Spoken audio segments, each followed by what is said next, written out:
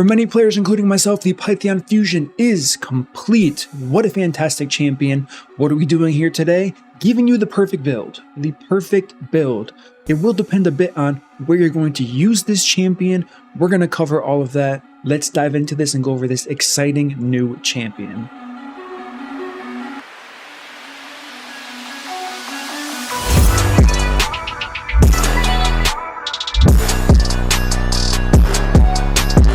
What up team, it is MurderInc here, back with another Shadow Legends video talking about Pythion, a fusion that everyone's been talking about, whether it's been the hard requirements that snuck up on us with the summoning event, to just how good this guy's kit really is. For Lizardmen as well. I mean, we have really good Lizardmen, nothing about that, but it is what it is. So, I have mine here, 6-star, fully ascended. We got lucky, we got a soul from the soul shop. Thank you, Raid Gods. So that's going to be interesting as well. But how do we build them? That's what we're going over here today. What's the most efficient way for most players to build this guy? And it's going to come down to, like I said, where you want to use this champion, but it's not going to fluctuate too much. Before we get into building, I think it's important. I do make these videos, and I know you guys like how I lay out these videos, but I want to do something a little bit different this time. I want to explain to you why they should be built a certain way. Hopefully, I mean, that should make sense. So we have to go over his kit really quick. I'm sure you guys know what his kit is. I know his kit, you know his kit, but it's important to hear it the way I'm going to present it to everybody here. So we have an A1, hits twice, heals for 5% per hit. So that's 10% total based off of this champion's max HP. So there's already value in stacking HP, and of course if you book him, you get increased heal efficiency. All good things. We don't really care about the attack multiplier. It's whatever. I mean, if you want to make a nuke Pythion just for the A1 with an ally attack, be my guest and DM me the results because I'm curious. Okay, now moving into the A2, Shed Skin. Removes debuffs, removes all debuffs, not just debuffs, from all allies, then heals them by 10% of their max HP. Okay, so the A1 synergized with Pythion's health, your gear. The A2 does not. Heals each ally by an extra 5% of their health. Once again, these are keywords for sure. For each debuff removed from them. So, this is where we have to start weighing things once we continue going through the kit. Also places block debuffs on all champions. So far, we don't need accuracy. We just have buffs. There's no turn meter, so we don't have to focus on speed too much. Well, let's move on to the next ability. Immortal Serpent revives all dead allies with 50% HP, 50% turn meter, then strengthen. So, interesting already. We have 3 abilities and a passive. What does that mean? Usually not much, but one of them is revive. And if you're building your team well, which we all should be, of course, we're not going to be using the revive on cooldown or often at all. I mean, 7 turn cooldown, 6, 5, 4, it goes down to a 4, but maybe not everyone wants to book this guy. So we now have an A1 that's going to be used many times, which is a heal based on this guy's health. We have to remember that. Then we have an A2, that's a 4-turn cooldown, book to a 3-turn, does not hit enemies at all, and applies a heal based on the champion's he's healing's HP. Moving on to the passive, kind of the main part of this. Allies receive 5% less damage from skills for each buff on them, stacking up to 25%, being multiplicative if you want to add other DRs to this. Why isn't it additive? Good question, everybody, because if it was additive, I could make a team in the clan boss to make the clan boss do 0 damage to me, as long as I have 5 buffs up. They've been good. They made a mistake about that. I did a video where I was taking 50 damage per AoE prior to the Duchess nerf to her passive and how it works, changing things from additive to multiplicative. They realized their mistake pretty early on, but it was funny seeing the Ultra Nightmare Clan boss AoEing my team for, like I said, I think it was like 40 to be exact, or like 42 to 73 damage per character. What? Like round 15, that much damage? It was just really funny. And then we have an increased resistance in all battles. Okay. So with this information here, Warmaster value drops decently on any type of dungeon fight because he doesn't have any AoE abilities. So he's not getting extra damage on those waves for having an AoE. He just has a single target ability. However, on single target, his Warmaster value is going to go up high. Why is that? Because he has one cooldown outside of a revive that you really shouldn't be using too often. It's more of a failsafe. Once every 3 or 4 turns that doesn't hit the target at all. So we're going to be going back and forth between the A1 mostly and then the A2. That's going to be the breakdown of this guy's skill usage. The second thing is, what do we do with the healing? Now, the first thing I'm thinking about and I want to talk about is the gear set choices that we can use. So I never thought I'd say this, but for the first time in a long time, it's possible that you can use the curing set and not feel bad about it. There aren't many champions where I would say that, but usually heals are tied to passives, really hard conditions, or I don't know, we all know there's a ton of healers in this game, whether it's continuous heal, but as far as raw healing goes, that's not on a cooldown. We're not going to consider an A1 a cooldown ability.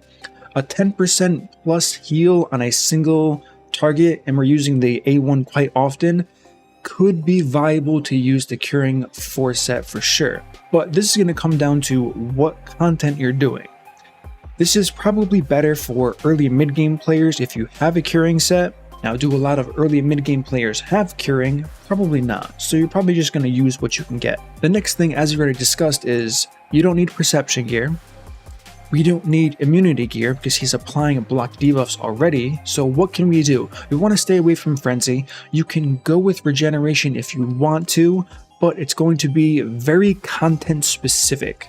So these strong places, we've already seen this guy that I've showed in a previous video, the Sand Devil. Damage reduction this guy does in Sand Devil is crazy.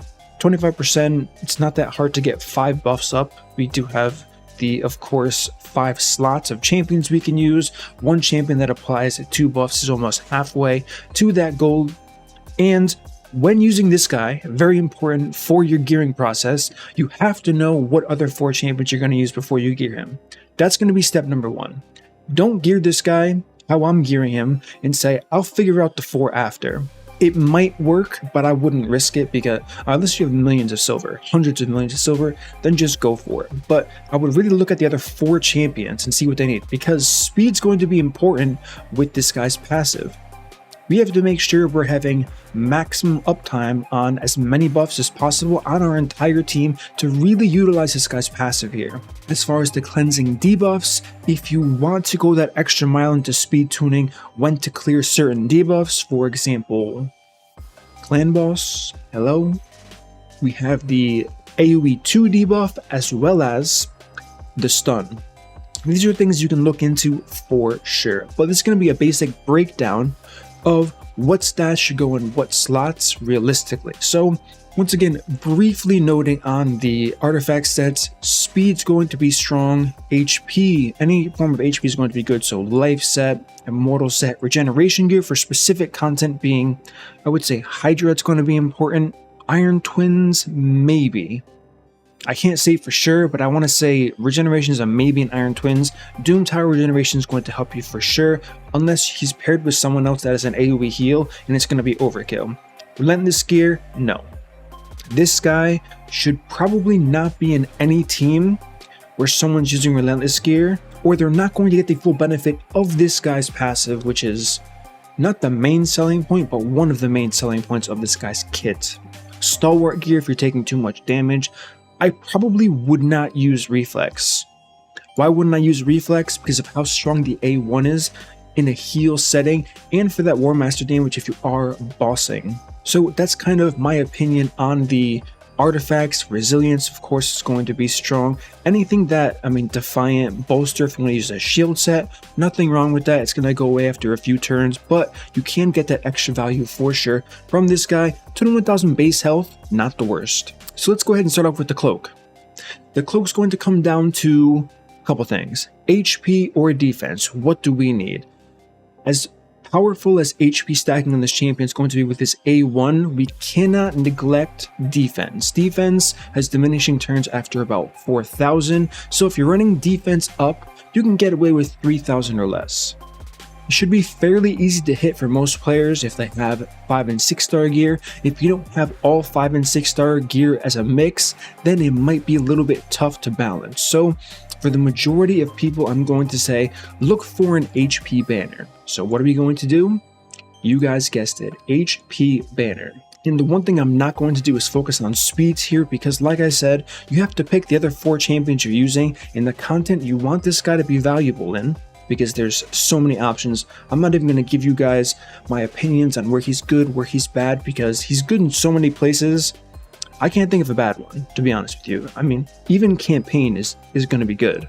So campaign, arena, all of the dungeons, Iron Twins, Hydra, Clan Boss. Yeah, there's no, I mean, I guess he can't solo dragon. Maybe he can. I'm not going to try it because it's going to sound slow, but it is what it is. So first thing, we want HP with HP percent. Speed defense would be nice too. Looking like we don't have that available, at least. This one's the closest, so I'll just waste some silver for the video because you guys mean the world to me. If you enjoy this content, by the way, smash that subscribe button. It helps me out a lot. So we rolled this up to 16 for the team here. We're going to go ahead and try this on. Next thing we're going to focus on is the necklace. Now, one thing I didn't mention, because I didn't want to for a specific reason, is if you're running in Hydra, you might want resistance on this guy. If you do, you're going to have to pick either the chest and banner or both of them. So that's going to be the only exception to what I'm showing you here as far as HP or defense on that banner. But when it comes to necklace here, you can select defense or HP, whatever you might be missing. And you want to fill the substat with resistance probably, unless you don't need any resistance, which resistance doesn't really hurt any content, but it's up to you guys for sure. I have a nice triple roll here. If you don't care about resistance at all, if you have a defense neck, you want HP in the substat. If you have an HP neck, you want defense in the substat. So we're just going to go ahead and throw in some resistance here. Next thing, we do want HP on the ring, because like I said, while defense is strong, it's going to be pretty easy to hit those thresholds for the minimum.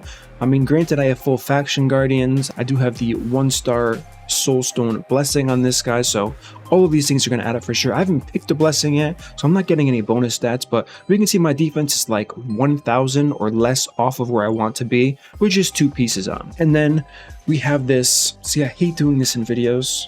Like, Murder, why are you going to show a legendary quad roll? Perfect thing for this video. Did you plan this ahead of time? Busted. I did. I took this off of somebody because I wanted to make you guys proud of me and show you guys some nice gear. It is what it is. Okay, so we got HP, we got a quad roll and defense, which we should all have by now, surely. Anyways, now we're really close to our defense cap, and now we focus on the gearing side. So what am I going to do for gearing? No, I'm asking you because I have no idea for a set here. Like I said, there's so many options here, and it's hard to say. You can go with Immortal, but Immortal isn't something that many players are going to have. Some will have it, but to build a full Immortal set, well, I do think it's going to be very strong. Boost this guy's self-healing. HP, of course, we've already said there's tons of value here. I'm going to go with 1 Immortal set. So let's go ahead and look for HP percent on the gloves and chest, keeping in mind that if you need resistance, once again, you're going to go with a resistance chest piece instead. So we have HP, defense, speed, or we have HP, defense, crit rate. Of course, we're going to go with any speed we can get for now because we don't want to be too slow. Now for the HP gloves, pretty much a home run glove that we're looking at right here. It has flat HP, flat defense, and defense percent on HP percent main stat. And this one has speed, but it loses the survivability. This is where you're going to have to kind of pick and choose what speed you want for this guy based on the other 4 or 3 champions, whatever content you're running in, so you have an idea going into this process outside of the main stat choices. So for this champion, I'm going to go ahead and use the one with speed for now because we're looking pretty slow, even though we don't have speed boots. Next thing is if you're endgame, you can go HP percent with a speed roll, which we don't have here. Let's see if we have any. Do I have any gear at all? Asking for a friend. It looks like I have no gear on this account. Substats, nothing's checked here. Yeah, so I guess everything's just being worn by somebody currently. So we have the option to go bolster route if we want to. Bolster is probably going to be a good idea for this champion. I can think of a lot of content where it helps. Granted, you're only going to get 3 turns of value from this, unless you're doing Ultra Nightmare, Hydra, and I feel like this guy's going to be very popular in Hydra. You might not want to go the bolster set. You are protected for 3 turns, so it does limit the RNG from the Mischief Head, but After turn 3, I mean, we all know how many turns Hydra goes, you're going to lose tons of value, so this might not be the optimal piece for you. But once again, triple roll speed, if you have gear like this, because your end game, go ahead and use it. For the majority of people, I'm going to say speed boots is going to be the way to go. So we said we're only using one immortal set here. Now we can either go with speed to match the rest of our teams. We can go with regeneration if we want more self-sustaining. I believe I'm going to be using a set that I know I don't have, so that idea is done. Let's just go ahead and use speed gear. Why not? So we have speed, accuracy. We don't need accuracy at all, so let's kind of skip that. Speed, HP percent, flat HP, defense percent, home run. Home run. So we got that going for us there. Now we're going to do the top row. The top row is pretty easy. All you want to do is, since we can't get defense percent, and we're already pretty much at the defense cap, granted the rings kind of busted, overpowered, I get it, don't yell at me. Just don't. We don't need any speed substat because we have speed sets, unless you're going for some crazy fast overall team, which I would not recommend, by the way. It's just too hard to build and too strenuous on accounts.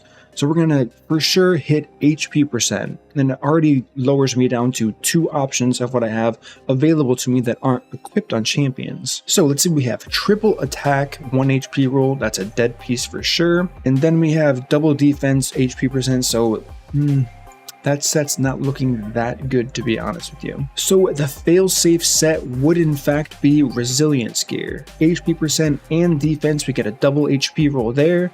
Triple crit damage, we don't want that. Okay, so these 2 pieces are strong. Triple HP and speed and defense percent, and triple HP, speed, accuracy, res. We don't need the accuracy like I talked about already, but we'll take it just because it does have a little bit of resistance on it as well. So now what we have to do is head back to the speed gear and figure out what weapon we can use that's going to be, I guess, viable is a good word. Do we take a piece off of someone we know we're not using, like this champion? That's not a good one. I never use Contra for anything ever.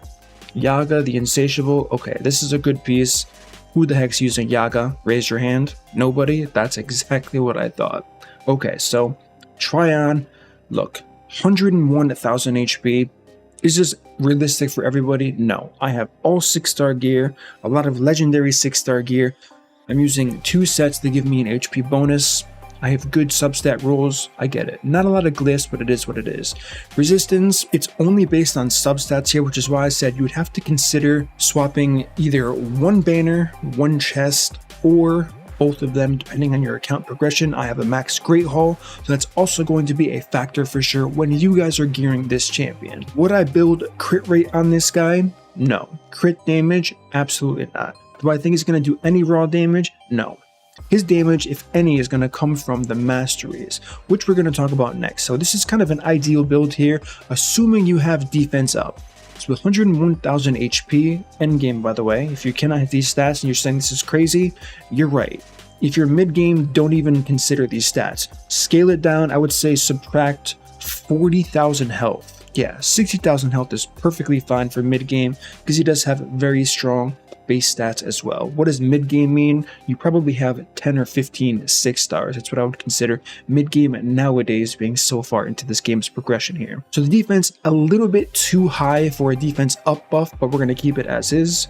We're not going to drop anything we don't have to. This is probably closer to a build where there was no defense up buff added to it because we are fairly close to 4,000 defense, or even 3850 defense I think is close enough to the diminishing returns to where it's not as effective to add more defense to your team. And then the speed, once again, the speed's going to be unique to you. Don't focus on it too much. Just think about, as I was adding pieces, I said I could add speed here, I could add speed there, based on the other 4 champions I am in fact using. Now for the next thing we want to talk about, the Masteries. What are we going to do? What are we going to do? So first we're going to go to Raid Bro, the website I've been using forever. And then let's plan out the Masteries for this champion because I haven't mastered mine. I don't know where I'm going to use mine. Probably going to see if it fits into the Platinum Arena meta for sure. So we already talked about if you want damage from this guy, What are your options? Your options are Warmaster. He's going to be using that A1 over and over and over and over again, so he can do a lot of boss damage on waves, no damage. So is that what you want, or is that not what you want? You have to consider that for yourself here.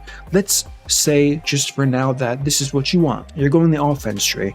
Now you have to say, is he tanky enough to survive? The answer is most likely yes, without the defense tree. I've talked about the defense tree many times. This is probably the first video where I'm saying support tree is probably better for this champion because why? He heals. So we have HP, we've increased healing on lay on hands here. We don't care about the shields too much. You can take Exaltant Death. I kind of like this personally because it can save you in a lot of content on that first round if you end up taking a lot of damage. Enemy gets killed, instant 10% heal. I personally like it. You don't have to take it if you don't want to. You can find value in Heart of Glory, more damage. He doesn't do a ton of base damage, so actually I probably would take Exaltant Death. The next thing, once again, Healing Savior. Now as far as these talents here, we kind of already went over this. If your champion's going too fast, it's going to burn through buffs too quickly. You're going to have to weigh this based on your account if this is going to be a problem in the content you're looking for or not. So you have to speed tune with this champion.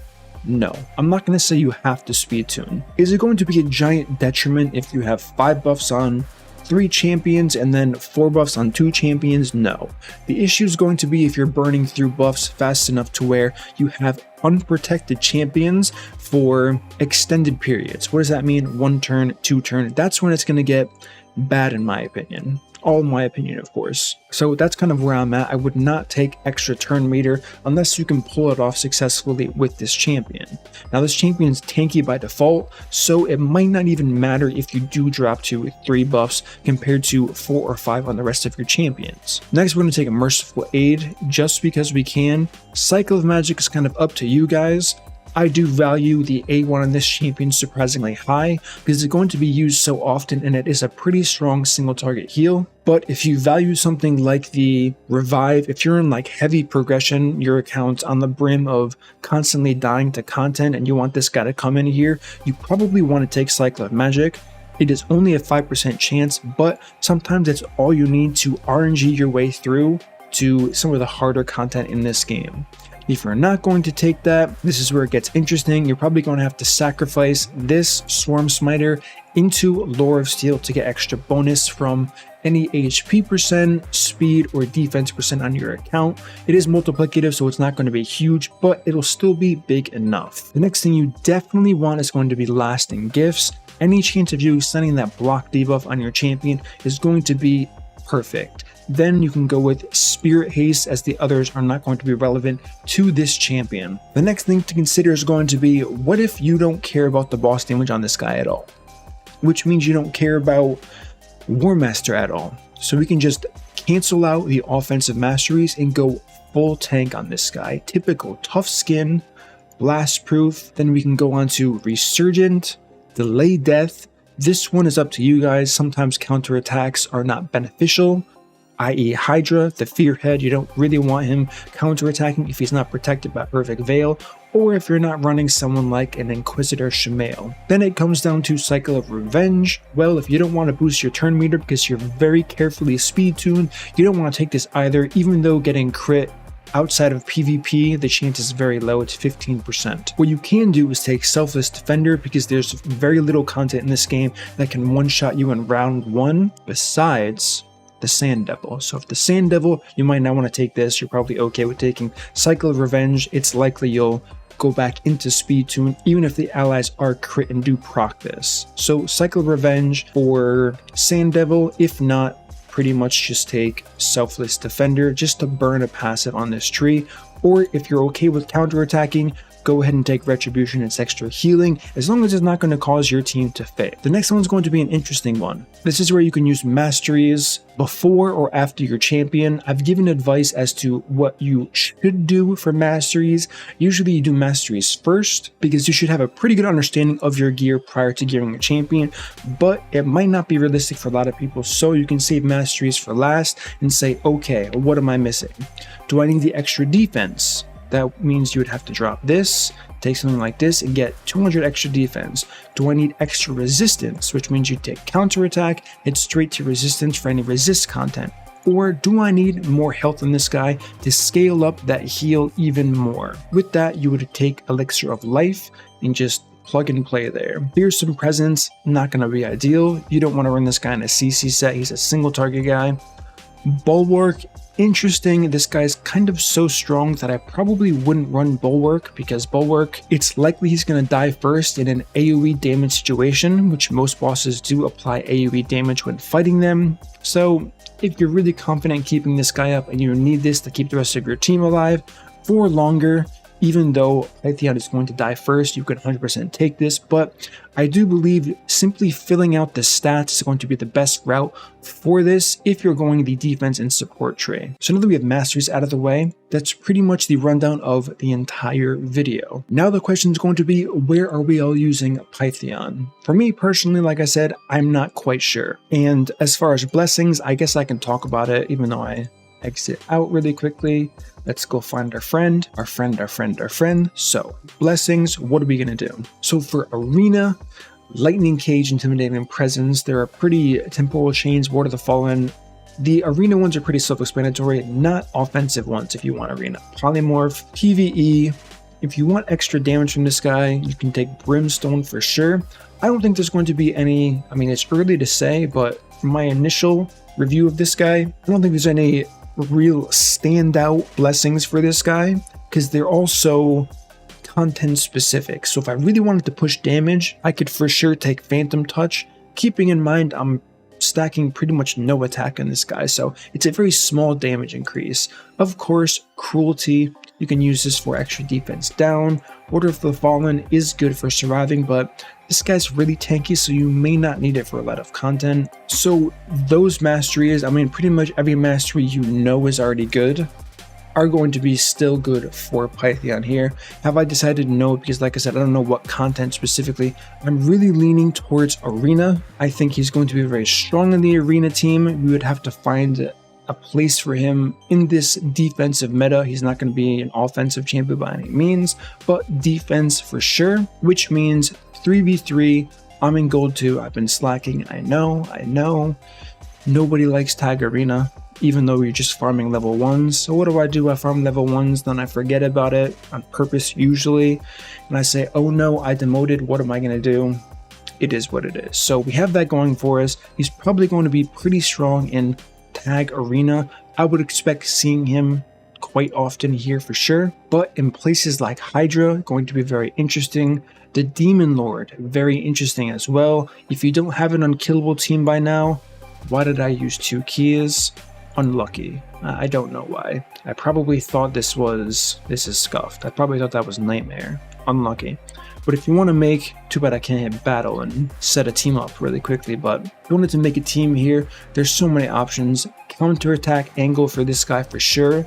The old strategy of double ally protection, very strong with someone like Pythion, because that's a lot of buffs. Double ally protection, you're probably getting defense up as well, you're probably getting block debuff, strengthen, shield, something like that.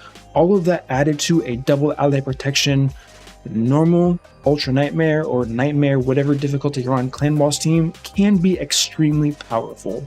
So I mean, I can talk forever for where this guy can be very beneficial. I did my testing, I already did that video, so if you want to check that out, go ahead and find that upload with Pythion being fully tested, and you can see where he shines, where he's not shining as much, which is pretty much nowhere besides Fire Knight. I guess Spider as well, but it is what it is. So that's it for this video.